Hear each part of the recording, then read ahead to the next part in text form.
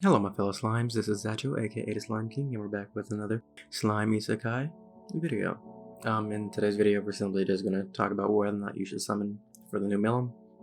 The fast answer comes down to one thing, honestly. Do you want her, honestly, or not? So, quick answer, without any, reasoning why, if you just want to, know real quick, get in, get out. If you like the character and you want her, summon for her. If that's ever the case, and you just want a character, it's your game, you can play how you want, summon for them.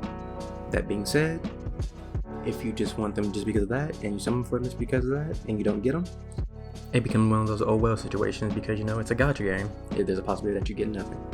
This is just how it is, sadly. But should you summon for her? In my opinion, no. Not at all. Now, down to the reasonings why. She isn't anything special. It's honestly that simple.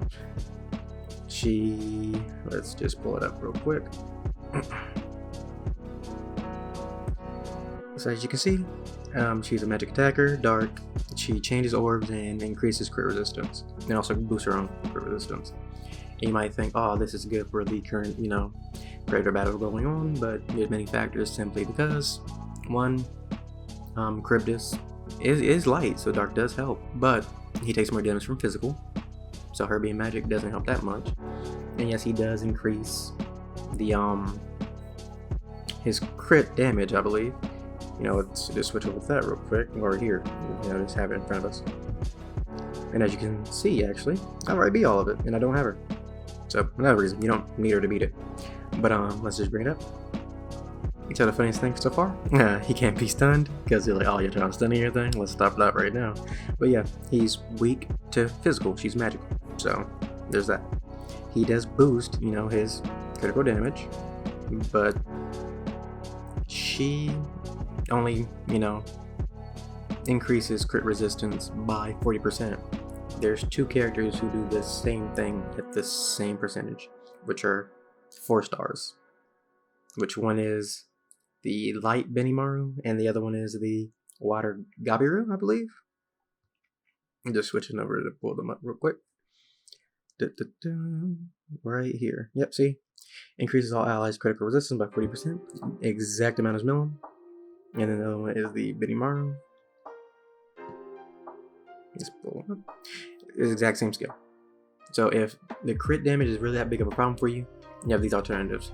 Now to her other ability, which is the changing of orbs from secret to, I believe, protection, 2 of them. In a comp where she is with the protection Shion, who turns all the green ones to blue. If there's, any orange ones, then Milim will also help you just have a full wave of just blue attacking. Boost your protection a second time, so you can use the same ability again, and just have all 6 characters attack. In that situation, yeah, it's really good. Even Diablo, he changes 1 green to blue. So if you have Shion, you don't really need Diablo. Now, yes, these are, attacking dark units, but these aren't things you need, right? Like, the things you want. If you want a Diablo and you got him, he'll work good with this Milim or Shion. But Shion, if you got her, you're really good because she can just change all the green ones, and the Milim will just change, the yellow ones.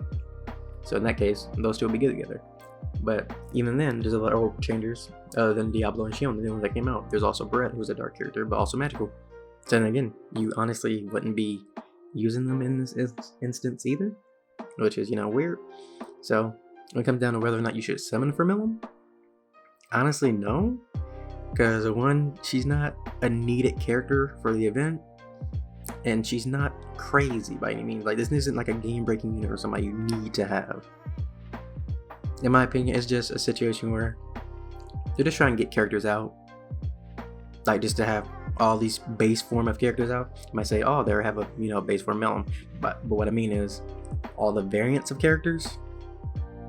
Because from their other game, they like to do a lot of variants and time-limited characters with, like, Christmas, Halloween, things like that, summer. So it might be they're just trying to get the base units out. Everybody in their various forms in their bases out. Because this Milim honestly did not help the event that much other than her crit resistance. And even then, there's 2 other characters who are 4 stars who can do the exact same amount of percentage protection to help you. And while we're at it, let's upgrade this again. Because, look, this is the team I use. And yes, I got Diablo. I got him in a single. It was hell. I'll show you before the video ends how far we had to go up to get him. But yeah, this is the team I'm using and the team I used to beat it. MVP, 100%. The Benimaru, 100% Benimaru. He just hits so hard. He's just really good for this event. The Xion support, she helps, but she is a mandatory. You can switch her out for the dragon, the Darkness Dragon. And then the attacking Xion, she's good. I mean, and Vedora's Vedora, obviously. So I got really lucky when it comes to that. As you can see, my Xion is pretty beefed up. And I have Rimuru and Rimuru at the end. Just because the only time that Charybdis actually hurts is when he uses his ultimate.